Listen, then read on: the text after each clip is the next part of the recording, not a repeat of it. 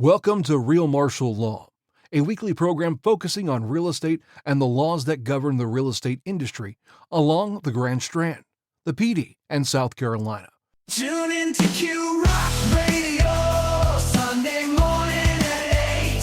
Marshall Biddle bringing real estate and legal advice. He's got the knowledge, he's got the insight. You won't want to miss his show. Come on, let's ignite. Real martial law, he's the expert, no doubt. Navigating the tricky world, he'll show you the route. Whether it's contracts or property sales, Marshall Biddle's got the answers, he never fails.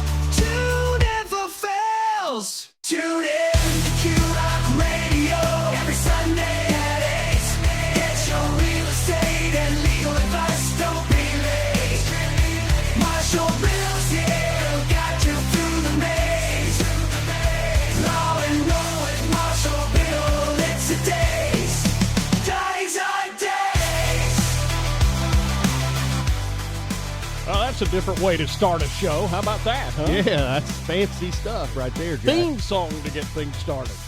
Always full of surprises here on Real Martial Law. Yeah, there it is. Happy Easter. Happy Easter to you, my friend. Oh. He is alive. He is alive. Yeah. Certainly. Yes. And March Madness continues here. Yes, it does. Yeah, we'll find out who the national champion is here very, very soon. Some surprises, some letdowns, and all of that stuff. I guess we can talk about March Madness in the real estate market as we get started here this week. Sure. That's Marshall Biddle over there. He's a local attorney, real estate broker, so he keeps his eye on the pulse of things happening in the real estate market. And for me, well, I'm just here to ride along and make sure we keep the train on the tracks. Well, you know. And it's not that train that Joe Biden rode on. The one that doesn't go over that bridge. He can tell a whopper, can he? You know, I've never met somebody who happens to be everywhere. You know, it's He's kind of done like everything. Old Uncle BS from Tim. Yeah. What's Tim's last name? Yeah, Tim Wilson. Tim Wilson, Yeah. Uncle BS. Uncle BS. Uncle BS, December your 24th, double knot. Yeah, there you go. I was an inn Unbelievable. clerk in Bethlehem, Wow. Israel. I heard a crazy thing regarding March Madness. This fella said he saw this lady at Walmart with a March Madness smile. And I went, what was that? He goes, she's down to her final four. So she's missing some teeth, I reckon. Oh, Lord. That's bad, you know, but it had to be Walmart, you know. I mean, anybody that can create people of Walmart websites and make the money that they made are more power to them. I've seen some crazy stuff at other places, too. Cracker Barrel. Yeah, Cracker Barrel's a good one, you know. Yeah, it's listen, it's a crazy world out there, but thank goodness we have computers because they're going to help all of us, you know, dumb animals out. Yeah, well, there's a lot of folks that may be moving to this area. Well, there are. Yes. There's 20,000 more right now than there were here last year at That's this time. correct. They're going to be in store for a few things they may not be accustomed to. There's a little bit of a culture shock. Yeah, for sure. Welcome to happens South to me. Carolina. Set your watch back 25 years. Yeah, it happens to me when I go out, you know, into the county. I still see things that surprise me. I have seen some things. I've turned down some roads. I've never been down. I do that. Right. If I'm running ahead of schedule, I'm like, man, I haven't. Yes. I've never been down this road. Let's see what's there. I went down one road off of 905. I won't tell you the road. Okay. It freaked me out. Yeah. You know, there's still a few trailer parks out there, and truly trailer parks, not good, bad, or indifferent, whether, you know, I'm not slamming trailer park. I'm just saying that there are a few that are out there that ain't been touched in 50 years, and you go by there, and there's still a 1970 pickup truck on blocks and ain't been moved. Right. And ain't going to get moved, you know, until somebody comes in with a bulldozer. But That thing's going to be valuable when that EMP hits, though. yeah, well, yeah, it already is. We don't have to worry about the computerizing that.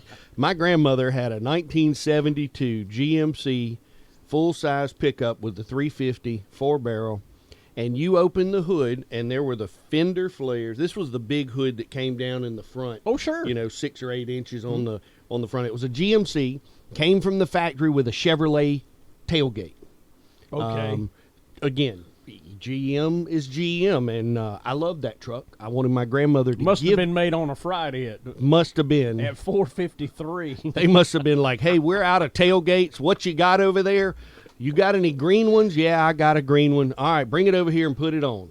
They didn't see the front of the truck. It didn't have GM on the Right. side of it, So It's essentially the same tailgate. It's just that stamping process. absolutely.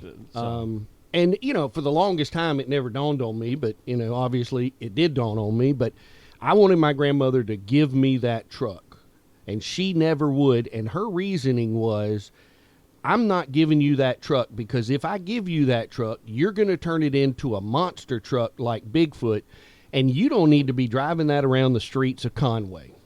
Wow. I mean, I was like 10 years old, 8 years old, whatever it was, but I loved that truck. Sure. Used to do joy riding around the neighborhood in that truck. And in those days, the speedometer was hooked to the rear wheels. So you could spin the tires and the speedometer would go up, 100 miles an hour. You might still be going 10 miles an hour smoking the tires. Okay. And but I loved that truck. It had the old vinyl floor. And there was a little hole at the bottom where, the gas pedal, the Chevrolet trucks that had the one that floated like Sure. back and forth. I can't show you that image, but those that know. And had the old high beam button on the left-hand side. Oh, sure. Yeah. I was going to ask you about that. Yeah, absolutely. Well, in my Jimmy that I had was an 88. I had a Bigfoot gas pedal, and then I had a Littlefoot on my high beam. That was truly an experience to be able to stomp on that and high beam somebody. Feel like you're dancing when you do it about 6 or 8 times. Keep them quit swerving in my lane. Speaking of a Tim Wilson song, Yeah. But in any event, I love that truck. I think it might still be around. I think my brother-in-law ended up with it in a business, and I think his partner might have ended up with it. But I did. I love that truck. We'd flip the breather on that thing right around town. Yeah, my grandfather, I was spoiled. I drove everything under the sun as a boy because my dad was a used car salesman / entrepreneur. Hey, And that's a good thing. yeah, That's a very good thing. and it was a crazy time. He was investing in real estate, and I was sleeping in a trailer. There you go. Hey, well, whatever it takes. Yeah. I don't know how we got this far off track, Jack. But, We did get far off, and before I elaborate on Bigfoot gas pedals, let's talk about March Madness in real estate, because what Yep. we see now is really reflective of things that happened months ago. That's correct. So, if you're closing houses, you look at the houses that closed in March, you're dealing with contracts that started in maybe November, December. So it's kind of a lagging, metrics of what's happening now. So you can look at something more of what went under contract to determine kind of what the market's doing. And again, in the spring is historically the time when people start selling their houses, they're sprucing up, they're ready to move on, they're either moving, they want to be to the beach or this area before the summer gets here. And so there's a lot of that going on, and everybody I think is kind of the experts in the industry are talking about people are waiting because their current mortgages are historical lows. They could be in the 2s or 3s, which is an anomaly. I mean, when I got in real estate in 1988, we were talking 15, 16%. Then it went down to almost nothing. I think the cheapest I ever saw, I closed a loan for somebody one time, and it was like, 195, but I think they bought it down a point or two. So Right. still it was, a little bit there. But again, it's there. They're there. And if you've got a 2% or 3% interest rate, you sell your house, get some money, buy a house, and you still have to have a mortgage, you're looking at 7.5%. I mean, it's going to cost you, for the same $1,000, it's going to cost you a significant chunk to switch and do that. So I think people have been hesitant to get out there and do that. People that are having to buy homes, again, the rates are a little higher. People wanting to sell homes, there's a lot getting on the market there's a lot going under contract, and the values I think are still there. There's, in this area, there's the median home price recently that's somewhere around $385,000, which means that half the houses that sold are below 385, and half the houses are above 385. But you've got your average price, which is somewhere still around $485,000. That's a lot of money, and it in this area that's a ton. $500,000 houses back in the day, the starter homes were 40, 50, $60,000, and now a starter home's $250,000. And if you want to step up, you're talking $500,000. And I don't know if it's just so going to. We're looking at mortgage payments between $2,500 and $3,000 now. Yeah, absolutely. On average, I Yeah. don't know the methodology here, but that varies depending on. Yeah, it doesn't include taxes or insurance or anything else. And of course, some of that is insurance interest rates, and insurance rates are on the rise as well. Yeah. I know it. Yeah, I've got some numbers here where the insurance rates are actually going up. They're up, in 2018, 2019, the average homeowner was paying somewhere around $1,000 a year for single-family owner-occupied, 30-year fixed-rate mortgage kind of house. Now it's about $1,500, and it's still climbing, with, again, interest rates. And then in this area, you got to deal with have we had any storms? Everybody's doing the matrix of whether we're going to have a hurricane, not going to have a hurricane. That's always a new thing for folks from the north that come. When hurricanes are out there, and of course they're off of Key West, and they're telling them it's going to be, a Category 19 or whatever, and and these people are freaking out. And they're, I have a friend from Staten Island, and she calls me, what are we going to do? My roof's going to blow off and that kind of stuff, because the sustained winds are 180, 200 miles an hour. And I'm like, it's 10 days away.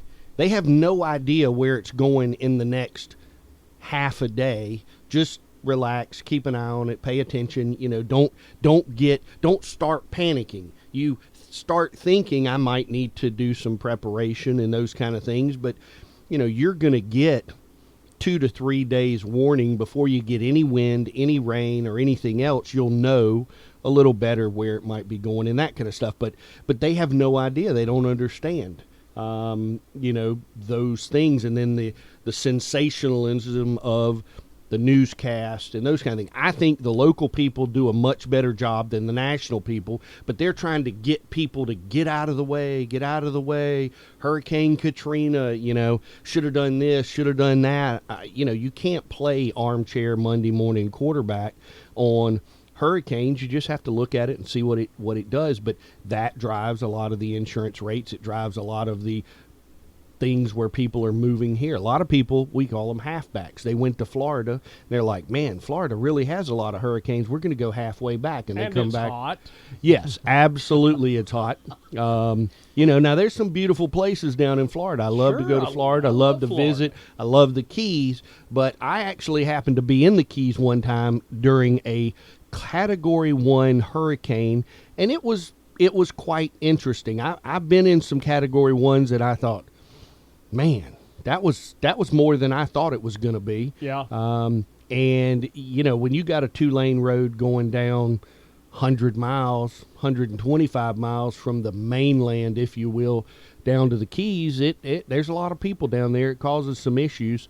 So, that's some experience. But once you've kind of experienced it, a lot of people get that false sense of security. Oh, it's going to miss us. Oh, it's going to turn. Oh, it's going to pass. In Columbia, used to get that. Hugo came in, Charleston, went up to Charlotte, and then still had hurricane force winds by the time it got to Canada. There'd be a storm that was coming. It was bigger than the state, coming in through Savannah, Georgia, or whatever, and you're in Columbia. I'm up there. I'm like, hey, I'm getting a weather radio, because it's less important being in Columbia than it is at the beach. And some guy's like, oh yeah, that thing's turned. I said, well, I got some experience of living on the coast for 40 years of my life, and I've seen them turn and come back and circle around and go in a different direction. Thinking that was David, 1979. Yes. Yep. Yep. Yeah, back at, I Yeah, sound I like know. an old timer. Right. Or Gloria. Gloria, I think, was one that came up, wobbled around a little bit, That might came have- back down this way. Yeah, that was 1985. Yes. And then circle back, and then right after that, the next big one that we got was obviously Hugo. 1989. 1989, yep. Isn't that crazy how you Yeah. can remember Yeah. life event, which they were big life events. And My parents were in Germany during that hurricane.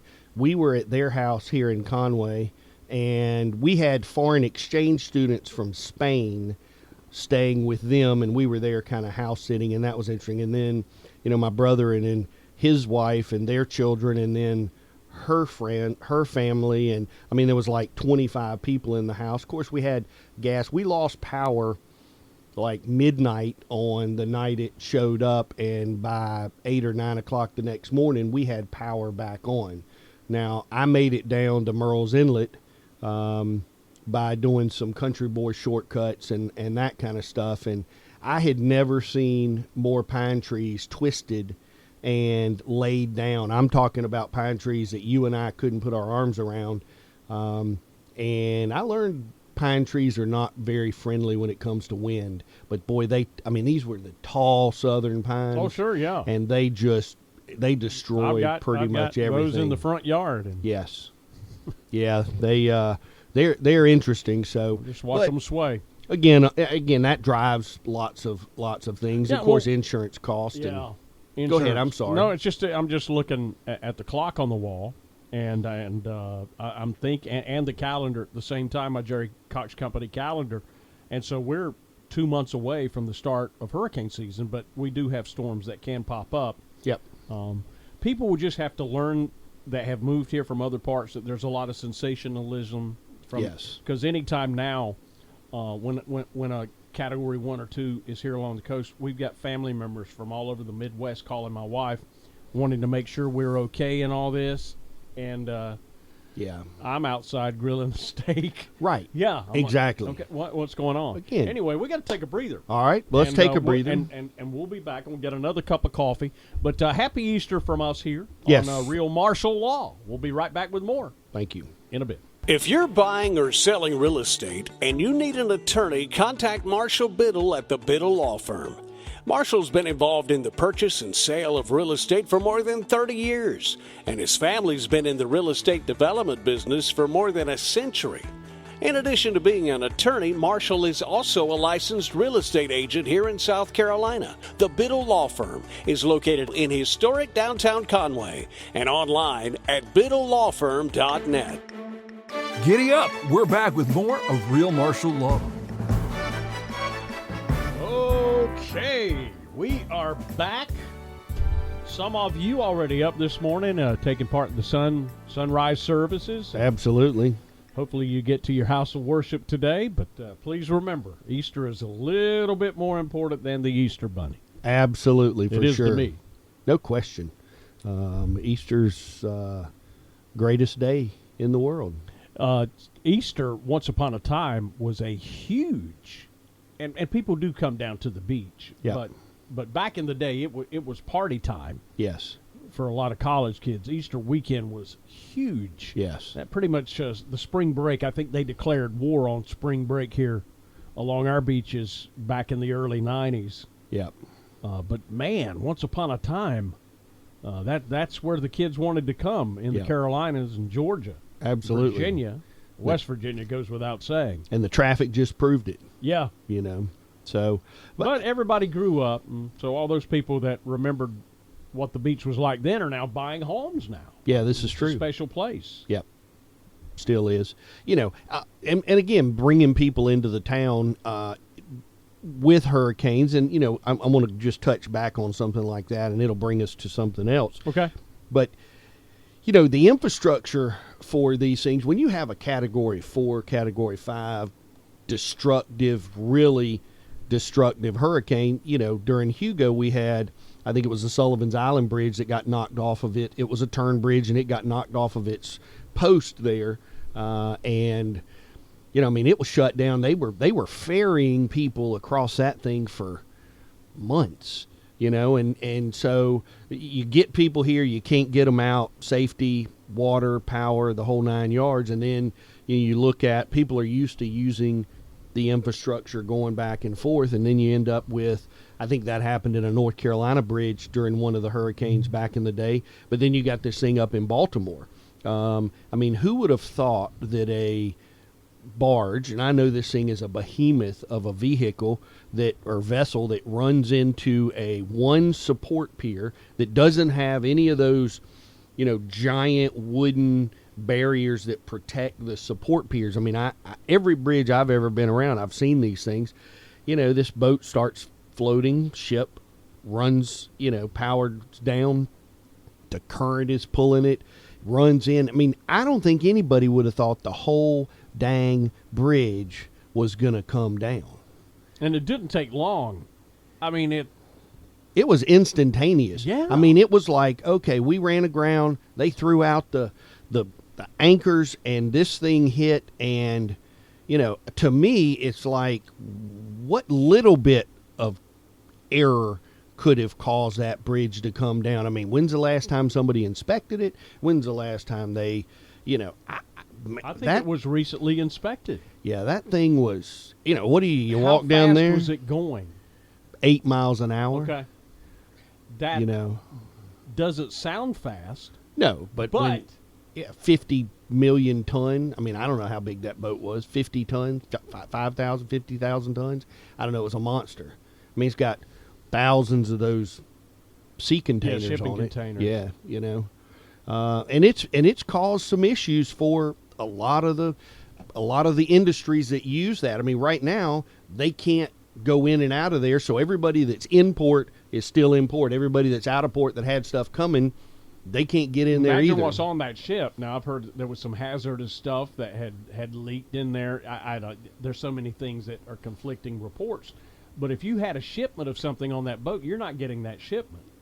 What if you had other boats that can't go in there? What's your recourse? Yeah. Now some of these shipping folks aren't even guaranteeing that you're going to get it now. Right. There's a lot of things they're talking about, diverting that to the other ports to be able to handle. It's easy to say that, though. Yeah. It's not like you're expecting that, because you just don't pull a boat into port and unload it like that. No. Well, but you think about it, all of the longshoremen that are there that have unloaded the boats and reloaded the boats.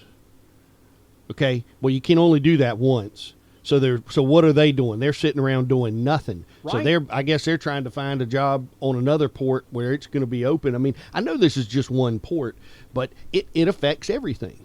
Everything affects everything. It's just like when the canal shut down. Yeah. 3 or 4 years ago, I guess. Yep. And we had supply chain issues and Yeah, having to go around the bottom of South America. Yeah, that was interesting. I had a friend who had a boat, and they were bringing their boat. They were from Seattle, Washington area.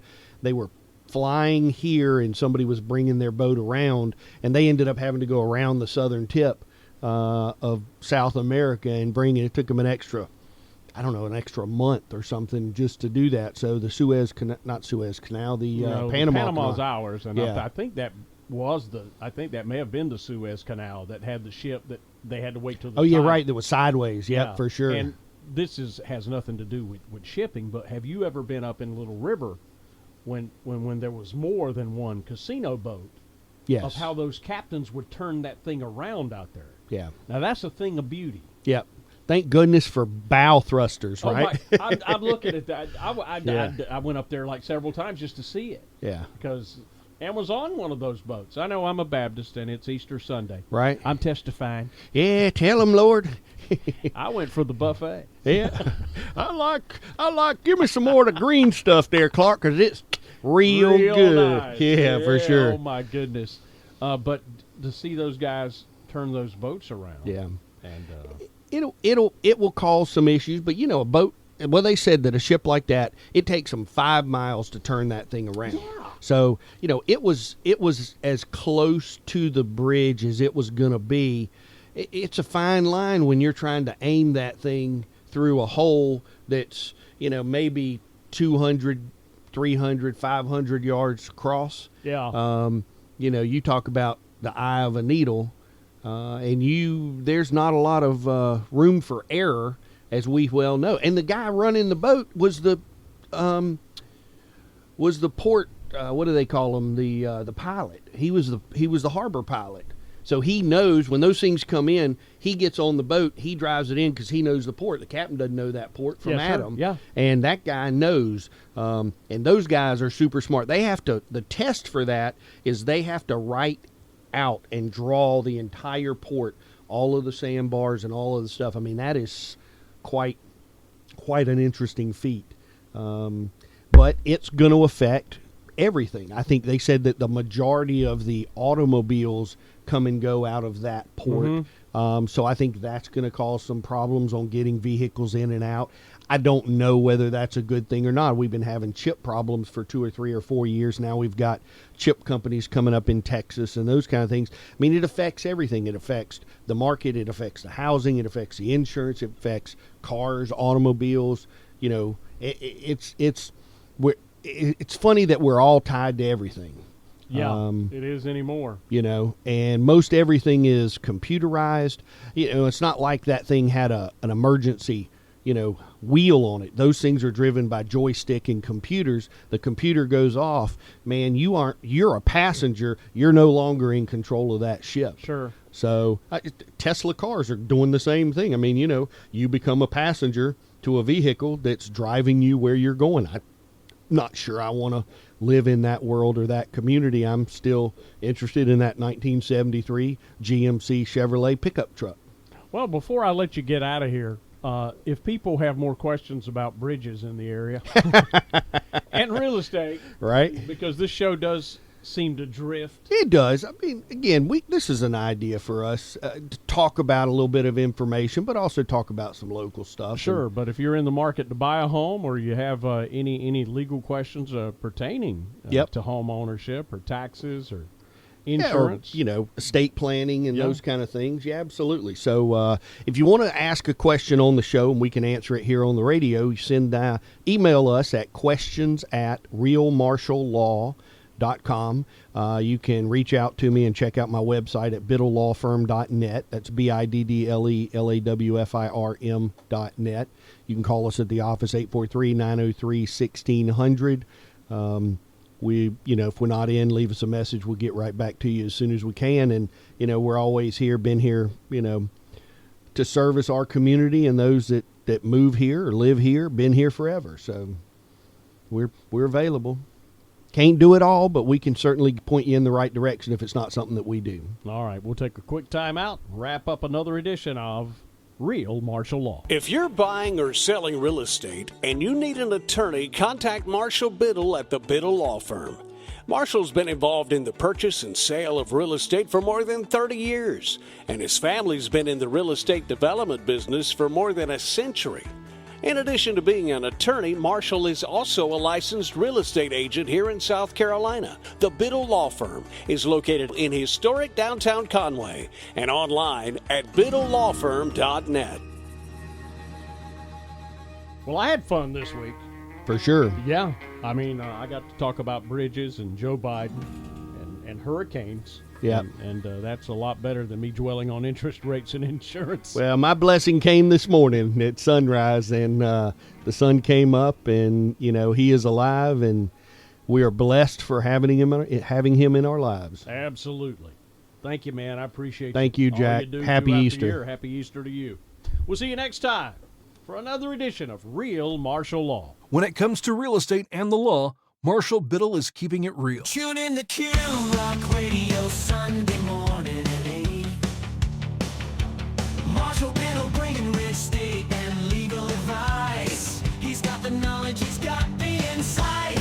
You won't want to miss his show. Come on, let's ignite. Real Marshall Law, he's the expert, no doubt. Navigate a tricky world, he'll show you the route. Whether it's contracts or property sales, Marshall Biddle's got the answers, he never fails. Tune in to Q Rock Radio every Sunday at 8. Get your real estate and legal advice, don't be late. Don't be late. Marshall Biddle's here, he'll guide you through the maze.